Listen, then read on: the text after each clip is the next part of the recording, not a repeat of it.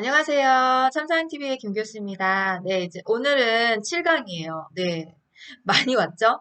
이제 오늘 하면 다음 주 두 번만 하시면 이제 39의 문제로 전체 구강을 다 완강하셨다라고 생각하시면 돼요. 네. 잘 따라오고 계시죠? 요 정도 되면 처음에 보셨던 분들 중에서 제가 볼 때는 한 3분의 2는 다 나가서 중도 안 들어오신 분들이 계실 거다라고 생각을 해요. 항상 보면 강의 1편을 할 때가 가장 조회수가 많고요. 네, 뒤로 갈수록 계속 조회수가 줄어들거든요. 그러지 마세요. 시작을 보셨으면 끝을 보세요. 왜냐, 블로그에 문제를 푸시면서, 이거 그냥 문제 이제 다 되니, 이제 뭐, 나 이제 강의 더 이상 안 들어도 돼. 이렇게 생각하고 계시는 분 계실 거죠? 네, 있을 거라 생각해요. 늘 말씀드리지만, 저는 기출문제 풀면서 그 문제만 푸는 게 아니고, 그 문제 말고 다른 게 나올 수 있거든요? 그것까지 같이 이거를 진행을 하고 있으니까, 그냥 완강까지 김 교수가 끝에 가서는 또 뭐라고 완강을 얘기하나, 이렇게 해서 같이 따라와 줬으면 좋겠다라는 생각을 갖고 있어요. 항상 시작은 으쌰 다 같이 가지만 끝에 가서는 사실 반도 안 남는 뉘앙스를 맨날 보게 되는데 이번 듣는 40회 시험 보시는 저랑 같이 공부하시는 분들은 그러지 않고 시작과 끝도 같이 갔으면 좋겠다라고 하는 마음에서 한번 푸시하는 거고요. 자, 그럼 이제 오늘 7강이 어떤 내용으로 문제풀이에 들어가는지 강의 안에 목차 보도록 할게요. 자, 오늘 목차는 7강이고요. 신체활동 지원 영역 안에도 들어가고, 그쵸? 나머지, 그 다음 이제 일상생활 지원. 일상생활 및 개인활동 지원이 또 이제 한 파트로 등장을 하는데, 나머지가 체해변경 다음에 나오는 게 복지연구, 감염관리, 안전관리, 이렇게 돼 있어요. 네, 그래서 지금 문항수를 보니까, 복지연구에서 한 문제, 감염관리에서 한 문제, 그 다음에 안전관리에서 한 문제, 그 다음에 어디서 났냐? 일상생활에서 지금 하나, 둘, 셋, 세 개에다가 얘가 네 개인 것 같아요. 네 개, 세 개 정도? 네, 이렇게 한 일곱 문제 정도가 여기서 출제 하나, 둘, 셋, 넷, 다섯, 여섯, 일곱. 네, 맞네요. 하나의 일상생활 지원에 네 개. 이렇게 해서 일곱 문제가 오늘 이제 풀어보실 단원의 내용이다라고 생각하시면 돼요. 자, 그럼 이제 바로 문제 들어갑니다. 자, 문항은 56번부터 시작하는 거고요. 노인장기 요양보험급여의 복지용구 중에서 대여 품목에 해당하는 것은 1번 지팡이, 2번 수동침대, 3번 이동변기, 4번 목욕의자, 5번 성인용 보행기. 네, 몇 번일까요? 하나, 둘, 셋, 맞춰보세요. 자, 2번입니다. 복지용구의 시험 문제 중에서 가장 전형적인 시험 문제다라고 생각하시면 돼요. 왜 전형적인 거냐? 가장 많이 나왔어요. 복지연구는 문제 유형이 두 가지라고 생각하시면 돼요. 지금 이게 1유형이거든요. 여러분 수업 시간에 배우셨죠? 대여 품목과 구입 품목을 나눠 놓고 대여 품에 해당하는 거, 구입 품에 해당하는 거 이게 첫 번째 유형 문제고요. 지금 보면은 제가 PPT로 오후 문제는 따로 만들지 않아서 이게 오전 문제거든요. 오전에는 이렇게 대여 품목과 구입 품목을 나눠 문제를 냈다면 잘 안 보일 것 같아. 이렇게 하면 잘 보이시려나요? 네. 오후는 요거 있죠. 요거. 침대. 네. 오후 문제에서는 복지 용품을 가지고 문제를 냈어요. 근데 이게 두 번째 유형이라고 생각하시면 돼요. 1유형은 대여와 구입 품목에서 나오는 문제고, 2유형은 복지용구 물품을 직접 넣어버려요, 그림 속에다가. 그래서 이게 뭔가요? 이렇게 묻기도 하고요. 그 다음 얘 선정시 방법이 옳은 건 뭔가요? 뭐 관리 방법으로 잘못된 건 뭔가요? 이런 걸 묻는 게 2유형이라고 생각하시면 돼요. 그래서 지금 여기서 그냥 대여 품목에 해서 수동 침대를 다 맞추셨다고 안주하지 마시고 품목의 사진의 그림을 좀 한번 봐주셨으면 좋겠어요. 그 페이지에 311페이지로 가면 여기서부터 이제 품목이 쭉 그림이 들어가죠? 그러면 선생님들이 요거 56번 준비하시면서 물론 대여 품목과 구입 품목도 아직 암기가 안 되신 분들은 당연히 외우셔야 되는 거죠. 제가 뭘로 외우라고 그랬어요. 대여품으로 외우는 게 훨씬 빠르다고 그랬죠. 대여품과 구입품이 혼용이 같이 되는 게 욕창예방 매트리스고 대여품 안에 들어가는 게 지금 여기 보시면 수동침대, 전동침대, 그 다음에 휠체어, 이동욕조, 그 다음에 목욕 리프트, 배외 감지기. 저도 여기다가 이렇게 써놨어요. 혹시 말하다 실수할까봐 암긴 하고 있어요. 김 교수가 오래됐으니까. 경사로 실내용, 실외용, 그쵸? 실내는 계단의 문턱 경사로 같은 거, 그쵸? 그 다음 실외용은 그림 속에서 보셨잖아요. 휠체어에 레일에 깔아가지고 가는 거. 그 다음에 아까 욕창여왕 매트리스 같은 거 혼용이 되니까. 이렇게 대여 품목은 좀 비싸고 장비고 갖고 있어서 뭐하지? 약간 이런 느낌 나는 것들? 그런 것들은 대여품 안에 들어간다라고 생각하시면 돼요. 그래서 분리해서 반드시 외워두시고 그 다음에 지금 팁 하나 더 드리듯이 두 번째는 반드시 품목을 사진으로 한번 익혀서 이름 한 번이랑 유별나게 선정식 고려사항 이런 것들 제가 수업 시간 체크해드린 거 있어요. 그런 거 한번 체크하시고 복지연구를 넘어가셨으면 좋겠다 라는 생각을 합니다. 네, 죄송해요. 자, 다음 문제 갈게요. 네, 57번 문제입니다. 대상자의 분비물을 처리하는 방법으로 옳은 것은 1번 손소독제로 손을 닦고 분비물을 처리한다. 2번 가래가 묻은 오리털 이불은 햇볕에 말린다. 3번 배설물이 묻은 의류는 구분하지 않고 세탁한다. 4번 분비물에 오염된 일회용 장갑은 씻어 말려 사용한다. 5번 혈액이 묻은 물품은 찬물로 씻어낸 후 덤을 헹군다. 자, 몇 번일까요? 하나, 둘, 셋. 네, 어렵지 않게 풀으셨죠? 5번입니다. 자, 일단은 분비물 처리 방법으로 물어본 거예요. 네, 나머지는 다 틀렸어요. 왜 틀린지는 아시죠? 이거 난이도 있는 문제 아니니까 읽으시면서 틀려 이렇게 가셨을 거예요. 1번 같은 경우에 손소독제로 닦는 게 아니라 손 씻기를 하셔야죠. 세정제로 물을 합쳐서 같이. 그쵸? 그게 부득이하게 안 될 때만 손소독제 쓰는 거잖아요. 이걸로 한다고 뭐 손이 깨끗하게 닦아지는 건 아니니까. 그 다음에 가래가 묻은 오리털 이불은 가사랑 좀 섞였는데 가래가 묻은 거는요. 분리 세척을 하셔야 되는 거고 또 오리털 같은 경우에는요. 가사에 보시면 햇볕에 넣으면 찍 네, 말라버리죠. 그늘에 말려라 이런 거고요. 당연히 구분하셔야 되고요. 일회용 장갑은 씻어 말리시면 안 돼요. 한 번 쓰면 끝나는 거예요. 자, 그럼 이제 우리가 이 감염에 대해서 문제를 낸 거잖아요. 이거 감염 파트. 감염 파트에서 문제가 나는 건 가장 많이 내는 데가 사실은 여기가 아니에요. 그럼 어디인 거냐? 네, 페이지 310. 어디서 가장 많이 출제를 하냐면요. 페이지 30에 가시면 흡입물품 관리가 있어요. 네, 흡입물품 관리에서 감염에서는 10번 중에 8번 정도가 출제된다라고 보시면 되고요. 그 다음 5 문제는 감염에서 냈어요. 네, 그러니까 이렇게 분비물 처리하는 건 난이도를 좀 낮췄을 때 이런 문제를 출제하는 거고요. 보통은 흡입물품 관리에서 가장 많이 출제가 되고 있기 때문에 얘만 알아두시면 안 되고 흡입물품 관리 있었잖아요. 한 번 사용한 카테터는 네, 분비물이 빠질 수 있게 물에 담궈둬라. 그 다음에 흐르는 물에 네, 깨끗하게 비벼 씻어라. 그 다음에 전용 냄비에 소독할 것과 완전히 잠길 정도의 물을 넣고 15분 정도 끓여라. 네, 뚜껑을 닫은 채 건져서 자연 건조시켜라. 그 다음에 고무 제품 같은 경우에는 15분 이상 그늘에서 말린다. 이런 내용들 있죠. 그런 내용들을 감염에서는 체크를 한 번쯤 하시는 게 좋아요. 왜냐 57번 같은 문제는 틀리시는 분이 별로 없어요. 근데 흡입물품 관리 같이 좀 전에 제가 예시드렸던 문제 같은 경우에는 뒷문장이나 앞뒷문장이 단어가 이런 거를 자칫 잘못 쓰시면 오답 나오는 경우가 생길 수 있거든요. 그러니까 그거 꼭 한번 확인해 주시고 가셨으면 좋겠어요. 제가 310페이지라고 페이지 알려드렸습니다. 자, 다음 문제 갑니다. 자, 58번입니다. 대상자의 낙상을 예방하는 방법으로 옳은 것은 1번 통이 넓은 바지를 입힌다. 2번 복도 바닥을 왁스로 닦는다. 3번 하지 근력 강화 운동을 시킨다. 4번 취침 시 침대 난간을 내려놓는다. 5번 침상을 대상자의 허리 높이로 조절한다. 네, 몇 번일까요? 네, 이것도 어렵지 않게 풀으셨죠? 낙상에 관한 예방법을 설명하는 거고요. 종종 출제합니다. 네, 낙상은 페이지가 어디로 가시는 거냐면 331페이지에 가시면 이렇게 많이 있어요. 낙상 예방법에 관한 거. 네, 그런 거 한 번 정도 읽어주시면 되고 여기도 어렵지 않게 푸셨을 거예요. 그러니까 낙상에서 출제되면 이 정도 수준이다라고 생각하시면 돼요. 쉽죠? 네, 다음 문제 바로 갈게요. 59번 문제 갑니다. 시설에서 화재로 인해 유해가스가 방출되고 있을 때 대처 방법으로 옳은 것은 1번 물을 뿌려 화재를 진압한다. 2번 엘리베이터를 이용해서 이동한다. 3번 손수건을 이용해서 코와 입을 막는다. 4번 화재가 발생한 방의 문을 열어놓는다. 5번 두 손으로 벽을 짚으며 밖으로 나간다. 네, 정답은 몇 번일까요? 네, 3번입니다. 이거 재해 화재 예방법이죠. 일단은 페이지를 알려드리면 페이지는 332페이지에 있는데 이것도 아마 어렵지 않게 푸셨을 거예요. 그러면 재해에 관해서 화재만 있는 것이냐? 아닙니다. 그쵸? 네, 우리 화재도 있고요. 수해와 태풍도 있고요.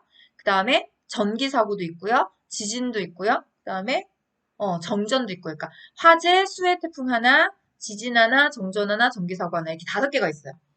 돌아가면서 낸다고 생각하시면 돼요. 돌아가면서 낸다. 예, 이번에는 오후 문제에도 보면 똑같이 화제가 났는데 요거 좀 자주 써요. 소화기 사용 순서 같은 거. 예, 뭐 상식으로도 알고 있으면 참 좋은 내용이고 상식으로 아시면 문제 푸는데 어려움은 없지만 예, 오후에도 보니까 소화기 사용 순서를 했는데 요런 것도 종종 아주 자주 등장하는 거다라고 생각하시면 되거든요. 그래서 화제에 대한 문제 59번을 잘 풀어보셨다면 그럼 화제로 넘어가지 말고 혹시 수해나 태풍이 나왔을 때 나는 문제 풀 수 있을까? 지진에 관한 문제는 이런 식으로 거기도 한번 점검을 하시고 그렇게 가셨으면 좋겠고 지금 우리가 여기 오전 문제에서는 낙상에서 하나, 재에서 하나 이렇게 뺐잖아요.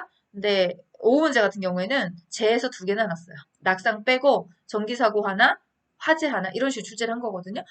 이게 통상 그냥 출제원들이 많이 내고 있는 유형이에요. 그러니까 화재 하나만 알아서는 안 된다. 나머지 재해도 우리가 같이 잘 기억할 수 있는지 체크해보자. 이런 것들 알아두시면 되고 하나만 좀 팁으로 드리자면 그냥 상식으로도 풀 수 있는 문제인데 전기 사고 같은 거 할 때 우리가 의료용 기기는 작은 전력으로 돌아갈 수 있게 3핀 플러그를 씁니다. 이런 것들 있죠.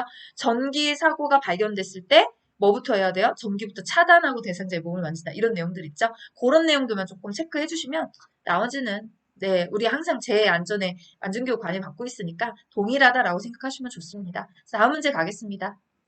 자, 60번 문제입니다. 이제 일상생활 및 개인활동 지원 파트로 넘어가는 거예요. 네, 여기서 한 3문제 정도가 출제된다고 보시면 되고요. 자, 재가 대상자의 식재료를 관리할 때 식중독 발생 우려가 높은 것은 1번 두부를 냉장 보관한다. 2번 조개류를 냉동 보관한다.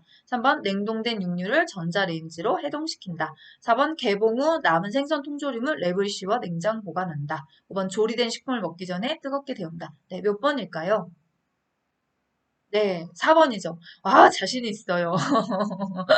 네, 주부 선생님들이 많다 보니까, 뭐, 이런 건 괜찮아요. 이렇게 하시는데, 예, 어렵지 않게 푸셨을 거예요. 식중독 발생 우려가 높은 경우는 이제 균이 들어갈 수 있는 상황을 설명하는 거죠. 예, 요거죠. 통조림.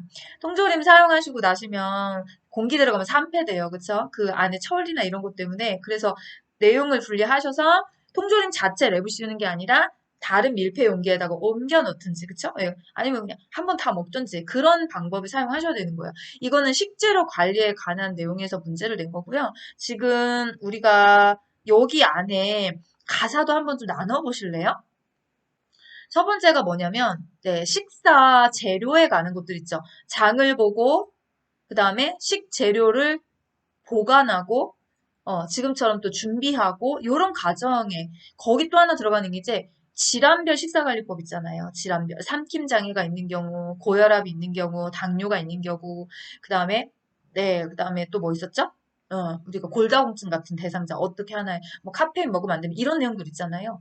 그런 내용들에서도 출제를 하는 거예요. 오후도 마찬가지로 삼킴장애에서 문제를 냈거든요. 그러니까 식재료에 관한 거, 식품위생관리 관한 거, 질환에 관한 거, 이게 먹는 식과 연관돼 있다 생각하시면 되고, 그 다음 두 번째가 뭐냐면, 이제도 나오겠지만, 의류에 관한 거죠, 의류. 의류를 어떻게 선정하고, 세탁은 어떻게 하고, 이런 내용들이 있고요. 그 다음에, 네, 또 하나가 뭐냐면, 환경관리가 있어요. 안전한 주거환경 같은 거 어떻게 해야 되는 겁니까? 이런 부분. 그 다음에 이제 개인활동으로 가는 일상생활 다음에 개인활동. 개인활동이 동행이나 대행이잖아요. 그래서 이 많은 네 가지 부류 중에서 세 문제 정도가 출제된다고 보시는 거예요. 그러니까 얘만 알아두시면 안 되고, 식품과 관련돼서 몇 가지가 있으니까 중요한 내용들이 거기에 뭐가 있었지? 같이 한번 체크를 하시고. 네. 항상 말씀드려요. 식재료에서 냈으면 다음엔 식재료에서 안 내고 딴 데서 낸다고 생각하시면 돼요. 그러니까 식재료가 내가 완벽히, 나 이제 여기 잘 아는구나. 그럼 여기서 나올 수 있는 문제는 맞출 수 있지만 식품위생관리의 문제는 난 잘 맞출 수 있을까? 이걸 제가 이 기출하시면서 한 번에 다 보세요라고 늘 말씀을 드리는 거죠. 자, 그럼 이제 두 번째 의류가 어떤 문제가 출제됐는지 한번 기출문제 보도록 할게요. 61번입니다. 다음 그림의 세탁 표시에 따른 세탁 방법을 옳게 설명한 것은 1번 약한 햇볕에 말린다. 2번 다림질을 약한 온도로 한다. 3번 드라이 클리닝을 약하게 한다. 4번 산소계 포백제를 적게 사용한다. 5번 세탁기에는 단시간에서 짜야 한다. 몇 번일까요? 하나, 둘, 셋. 네, 이것도 어렵지 않으셨죠? 이게 표시가 뭐예요? 이거 짜는 거잖아요. 짜는 거, 그쵸? 예, 짜는데 어떻게? 약하게. 예, 그러니까 단시간에 짜야 한다. 약하게 짜야 한다. 단시간에 짜야 한다. 요 교재에 뭐라고 나왔는지 한번 볼까요? 선생님들 가지고 계시는 표준교재 384페이지에 나와 있는 내용이고요. 네, 고개는 여기에 있어요. 손으로 약하게 짠다. 또는 세탁기에서 단시간에 짜야 한다. 이게 둘 중에 하나가 맞는 거예요. 그러니까 요 그림이 무슨 기호인지만 아시면 될 거예요. 자, 의료에서 또 이렇게 많이 출제되는 것 중에 하나가 이 탈수 기호, 탈수 표시만 나는 게 아니에요. 건조 표시도 나고 세탁기에 그림 그려놓고 얘는 어떻게 하는 거. 그림을 잘 보시면 돼요. 그림에 포인트가 있는 거잖아요. 그래서 내가 이 탈수 기호를 잘 확인할 수 있다면 이제 건조 기호 나오면 나 풀 수 있을까? 또는 뭐냐면 네, 앞에 해당하는 앞 페이지로 넘어가셔서 383페이지에 가시면 예, 물세탁 기호 같은 거, 드라이클리닝 기호 같은 거 나오면 나는 기호 잘 읽을 수 있을까? 여기까지 점검하시고 넘어가셨으면 좋겠고요. 의료도 세탁에만 관련돼서 나오진 않아요. 그리고 한 가지 선생님들한테 이거는 조금 알아주셨으면 좋겠습니다. 라고 하는 것 중에 뭐냐면 요거 나면 좀 많이 틀리세요. 안 외우면 페이지 382페이지에 가면 애벌빨래예요. 애벌빨래. 네, 얼룩 제거. 얼룩 제거. 짝꿍 있잖아요. 그렇죠? 저도 여기다 지금 놓고 하거든요. 커피 같은 경우에는 식초와 주방세제를 1대1로 희석해서 기울을 다해서 닦아주는 거고 그 다음에 립스틱은 클렌징 폼, 아세톤, 파운데이션, 네, 알코올, 튀김기름, 주방용 세제. 그 다음에 땀 같은 경우에 또 하나 있죠. 아까 식초와 주방세제처럼 얘네들도 과탄산소도와 주방세제일 때 이렇게 애벌벌레 짝꿍들이 있어요. 그 명칭들은요. 암기하지 않으면 못 풀어요.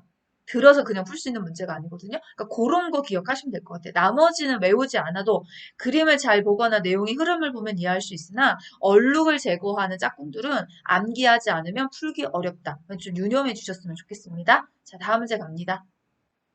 자, 62번입니다. 오늘 마지막 문제예요. 네, 7개밖에 안 되기 때문에 제가 대상자의 관공서 방문을 대신해주는 방법으로 옳은 것은 1번 대상자의 서류 발급비를 기관장에게 청구한다. 2번 대상자 협조가 필요한 부분은 사전에 협의한다. 3번 업무 대행 중 요양보호사의 사적 용무를 병행한다. 4번 동일한 관공서 업무가 있는 동료 요양보호사에게 부탁한다. 5번 업무 대행 결과에 불만족해하는 경우는 대상자가 스스로 처리하게 한다. 몇 번일까요? 하나, 둘, 셋. 네, 이거 대행에 관한 문제인 거죠, 대행. 네, 동행이 있고요, 대행이 있어요. 잘 보시면 돼요. 전후는 똑같고요. 중간이 조금 달라요. 그렇죠? 그래서 이제 대행하는 경우에 뭐가 맞는 거냐? 2번이 맞죠. 사적 업무 대신 하시면 안 되고 발급비를 왜 또 기관장한테 청구하지? 이건 개인적인 어르신의 문제, 어르신의 권리니까 어르신이 그쵸 하셔야 되는 거고 동료한테 부탁, 예, 아니죠. 예, 불만족해 하는 경우에 스스로 처리하게 한다. 아니, 불만족한 여부를 확인하셔서 그걸 좀 맞춰주셔서 해주셔야 되는 거죠. 그래서 동행이나 대행은 388페이지에 동행대행법이 나와 있으니까 거기 부분을 좀 잘 읽어보셨으면 좋겠고 일상생활에 관한 가삼 일상생활 지원 파트가 쉬우면 쉽고요. 어려우면 어려워요. 예, 어렵게 되잖아요. 한도 끝도 없어요. 어려운 문제들 막 갖다 뽑아내면. 그래서 제가 좀 찝어드리는 그런 동행이나 대행 같은 것들 보시고 아까 하나 여기 출제되진 않았지만 이 문제에서 출제되지 않았지만 가사에서 가끔 나왔을 때 많이 틀린 데가 안전한 주거환경 조성법이거든요. 그거 은근히 많이 틀리세요. 그래서 요거 공부 끝나시고 나셔서 교과서 390페이지로 돌아가셔서 안전하고 쾌적한 주거 환경을 조성하기 위해 현관은 어떻게 해야 되고 거실은 어떻게 해야 되고 대상자 방은 어떻게 해야 되고 그다음 부엌과 식탁은 어떻게 해야 되고 화장실과 욕실과 계단은 어떻게 해야 되고 이런 내용 있죠. 그거는 꼭 한번 읽고 가셨으면 좋겠고 어디까지 보셨으면 좋냐면 구석에 나와 있는 참고까지 한번 훑어보셨으면 좋겠어요. 오늘은 여기까지 문제풀이 몇 문제 안 돼서 이 정도 하는 거고요. 이제 두 강이 남아있는 상태인데 지금까지 푸시면서 의심하지 마세요. 뭐를요? 내가 지금 이렇게 여기까지는 문제가 잘 풀리는데 막상 시험장 가서 풀 수 있을까? 왜 의심해요? 열심히 하고 계신데. 제가 지난번에 응원 연서 보내드렸죠? 선생님들 최고라고. 하고 있으면 의심할 필요가 없고요. 이거를 이렇게 푸시면서 틀린 부분들을 점검하고 계시나요? 점검하고 계시는 이유가 하나죠. 점검하는 부분의 표준 개념 부분을 다시 확인하셔야 되기 때문에 제가 하는 거잖아요. 이게 제가 다음 주에 오늘 나가면 두 강이거든요. 그러면 화목이 될지 월수가 될지 제가 이제 제가 월요일 종일이라 아마 화목 요렇게 업로드가 될 것 같아요. 그러면 화목하고 마치시면 그러면 반드시 하셔야 될 게 뭐냐면 내가 틀린 문항의 부족한 개념의 정리 파트를 해야 될 곳이 어딘지를 메모지에 다 써놓고 계셨어야 돼요. 그래야지만 그 부분을 다시 한번 점검하시고, 네, 제가 이제 유튜브 라이브로 다음 주 토요일 날 또 한번 전체 개념 강의를 잡아드릴 거거든요. 그렇게 하시면서 부족한 부분을 채워가도록 할게요. 네. 자, 오늘은 여기까지 하고요. 김 교수는 다음 시간에 뵙도록 하겠습니다. 오늘도 끝까지 공부해주시고, 끝까지 이 시간까지 들어준 선생님들 너무너무 감사합니다. 다음 시간에 뵐게요.